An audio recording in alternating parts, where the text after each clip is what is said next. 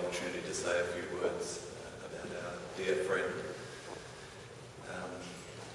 I'm quite moved by reminiscences that we've heard from the various speakers so far, and I know this will be very difficult. First, let me say that like all of Greg's friends here, and it's fantastic to see so many people that I recognise and friends of Greg, our hearts all go out to Greg's family, and I just hope that the achievements which have been outlined by previous speakers, the contributions that Greg's made to the body of human knowledge, the extremely positive effect that Greg's had on so many of us, and a life very well lived, sadly cut short, but so very well lived. I hope that those facts help his loved ones in this time of great sadness. I suppose I'm speaking today on behalf of the Australian chess scene, and indeed on behalf of the global chess family, of which Greg was very much a part. The motto of the World Chess Federation is Gens una sumus, which translates as "we are all one family." And we losing someone of the sort of iconic status that Greg had in the chess community has hit us all very hard. Very hard.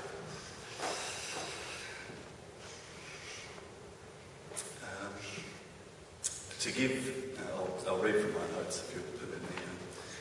I guess I'm speaking mainly on behalf of the chess people who knew Greg as a friend and loved him as a friend. But there are also thousands of tournament chess players who knew of Greg and held him in very high esteem, so I'm speaking on behalf of those people as well.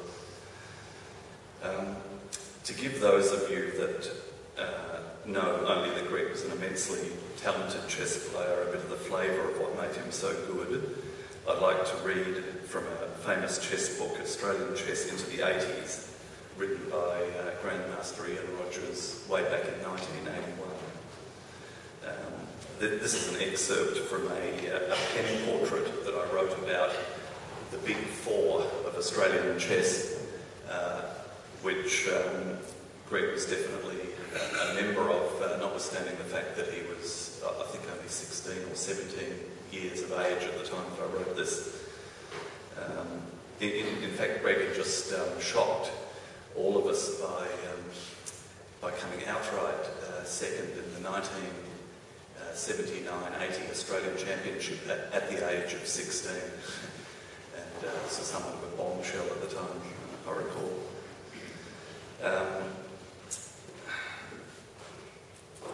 Just to put that in perspective, back in those days, chess wasn't as widely coached in schools as it is nowadays, and players took a lot longer to mature. So Greg was, by the standards of the day, undeniably what I would call a prodigy in the chess scene. It's actually quite funny to think that when I wrote this pen portrait, I was only, I think, 21 or 22 myself. But I obviously considered myself old and wise enough to be writing psychological profiles on other people. Anyway, this is probably copyright, but unfortunately Ian Rogers couldn't be here today because he's coaching about 10 juniors of the Australian Junior Championships as I speak. So since he's not here, bad luck, I'm going to read it. This is an excerpt from the pen portrait. He possesses exceptional intelligence and he is extremely well read, having educated himself in many areas. Greg's understanding of psychology, sociology and philosophy, to horribly condense a vast body of subject matter, is far more extensive than that of most adults. Remember that he was about 16 when I wrote this. Possibly because of this, he has developed a perceptiveness and a degree of introspection which belies his chronological age. Perhaps the greatest threat to Greg's future greatness in the chess arena is the very level of his education, which may lead him to spread his talents over too many spheres of interest. That they turned out to be prophetic words, obviously. However, several sources have stated that Karpov himself is of such a diversified nature, and certainly Greg's education has not been a problem so far, as for several years Greg has been one of Australia's most active players. Though Greg's level of fanaticism for chess has undergone the usual fluctuations, he has overall maintained the fastest sustained level of improvement I have ever seen. Greg plays the most beautiful chess of any player in Australia.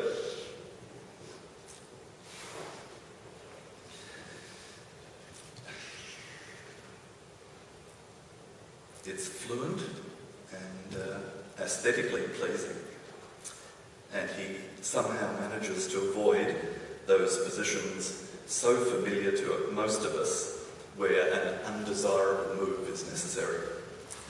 The fundamental motive is player's fast development and piece activity, whilst trying to render his opponent's position as ugly and uncoordinated as possible. He's always willing to part with material to accomplish this, and many of his openings often involve gambits and sacrifices. An interesting characteristic of Greg's style is the frequency with which he ignores positional or tactical threats because countering them would interrupt the flow of his game, only to demonstrate a few moves later that his faith was justified and his active pieces provide more than adequate compensation. Watching Greg play, I get a strong feeling that he doesn't bother much with long-term strategical objectives, and he simply accepts that if all his pieces can get to good squares, then his opponent will inevitably fall apart. As a result, Greg's wins are often crushes, many of them being brilliancies. I'm certain Greg plays very much from move to move, but with an incredible depth of intuition, which enables him to select moves begging to be played, but which seem superficially unplayable.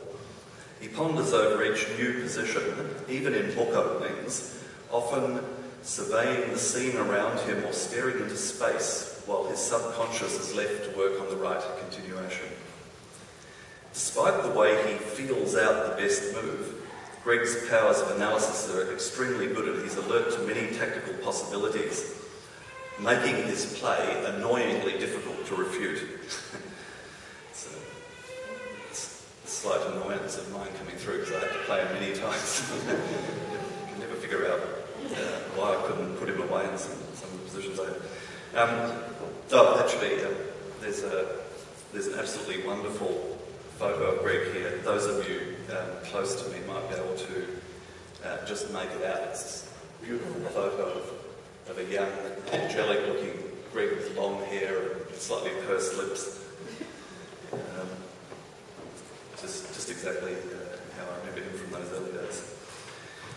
I'd like to finish by just reading from the tribute that's in the booklet that you have, that I put on the Chess Chat Internet forum, where there's been an amazing outpouring of emotion from his many, many friends in chess. I first met Greg when I was in secondary school, and I heard that Press Hill Primary School had a young boy who was a bit of a chess wizard. Because both Press Hill and my school era were so-called experimental schools, there was a relationship between the two, with Era getting a lot of Press Hill children whose parents wanted progression into a secondary school with a similar framework. I organised a 4-game match with the diminutive champion. I should say, as an aside, that I don't think Greg actually grew physically much over the years, but he, as was alluded to previously, he never seemed to age at all. He just seemed to look exactly the same when I saw him 30 years later. But anyway, I organised this match, and after winning the first 3 games, was stunned to be beaten in the 4th game. He could hardly see over the table at that age, and I mean that literally.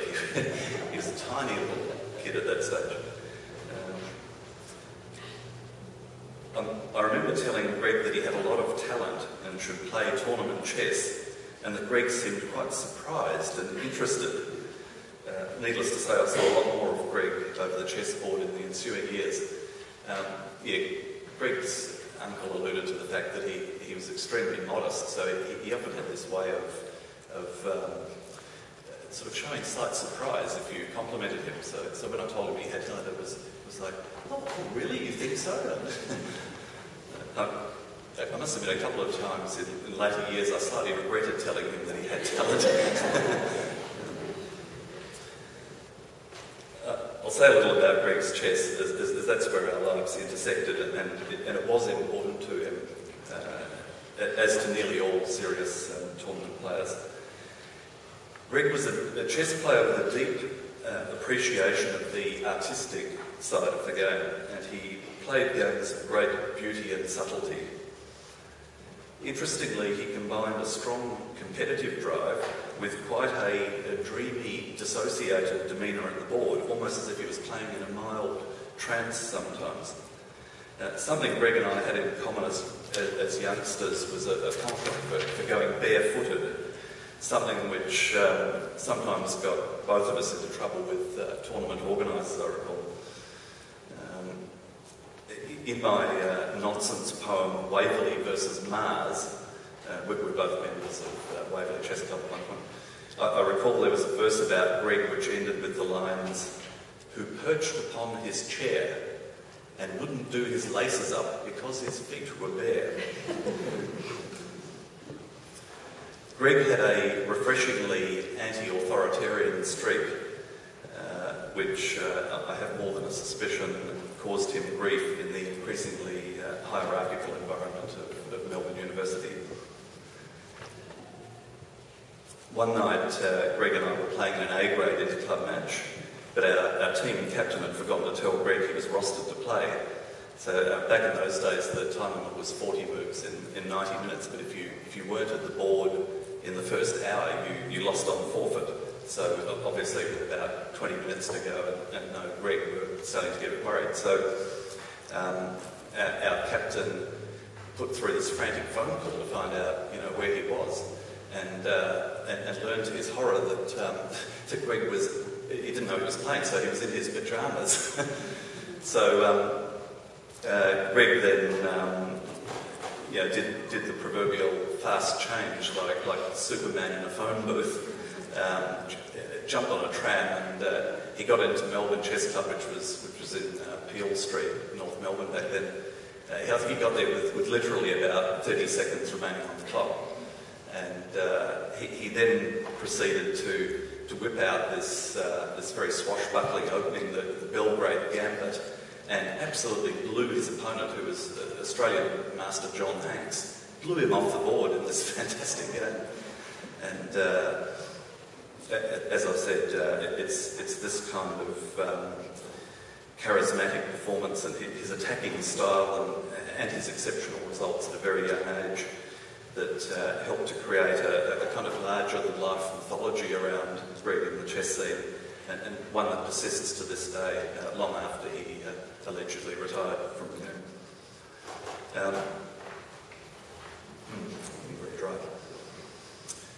If I could just digress for a moment, Greg's chess achievements include equal first at the 1983 Commonwealth Chess Championship, which is a really major tournament. As you've already been told, he was an international master. At a very young age, I think 20, he won many major weekenders in Australia, like the Dobell Cup, I think he won 3 or 4 times, you know, ahead of players like Grandmaster Ian Rogers and other chess luminaries of this country. He represented Australia with great distinction at least one World Junior when he was very young. I think he finished in the top 10, which for a non-entity of a country like Australia in chess, that was a fantastic result.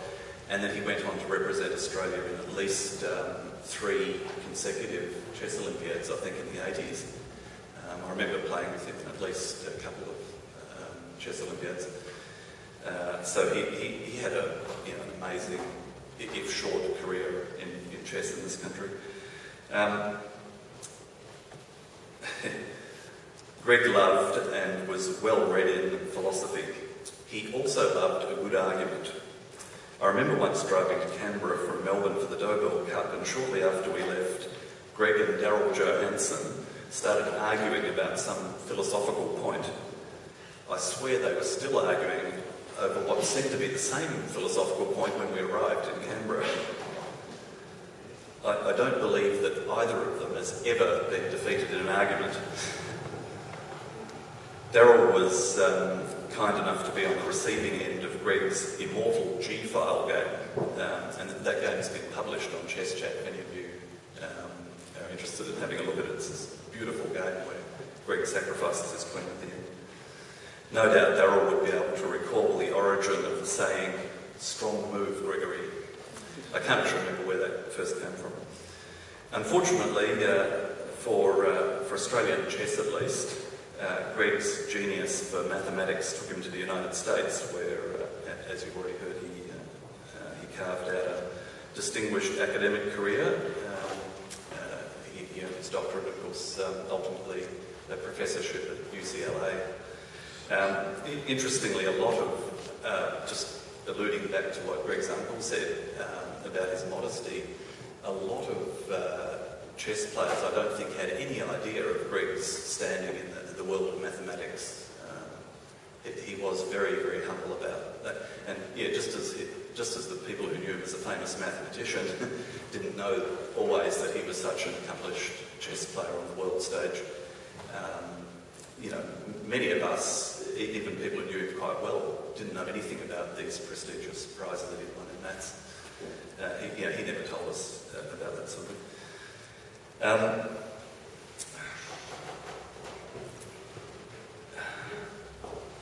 His chess seemed to have gone on the back burner for quite a while after he went to the US. He had already earned the title of International Master, and he was widely regarded as somebody who would inevitably attain the Grandmaster title. But as often happens, other talents and interests intervened. For decades, his old friends and sparring partners didn't hear much, though there was a frisson of excitement when he reappeared for a few tournaments in the United States, still playing at a very high level, I might add. When George Bush Jr. was elected, I received a one-word email from Greg that said only, "Ah!" Then Greg came back to Australia, and we had the great pleasure of becoming reacquainted. Greg admitted to me that when we were young chessboard rivals, there were times he hated me, and we had a bit of a laugh about that. We had so much shared history, so we were both really happy to reconnect, and any past rivalries only added to the texture of our friendship. People who've grown up together and shared travel, triumphs, defeats, and defining experiences like representing Australia at those Olympiads can find that the intervening years are trivial, and so it was with Greg. I was really happy that my wife Jean was able to meet Greg, and we had some lovely dinners with him.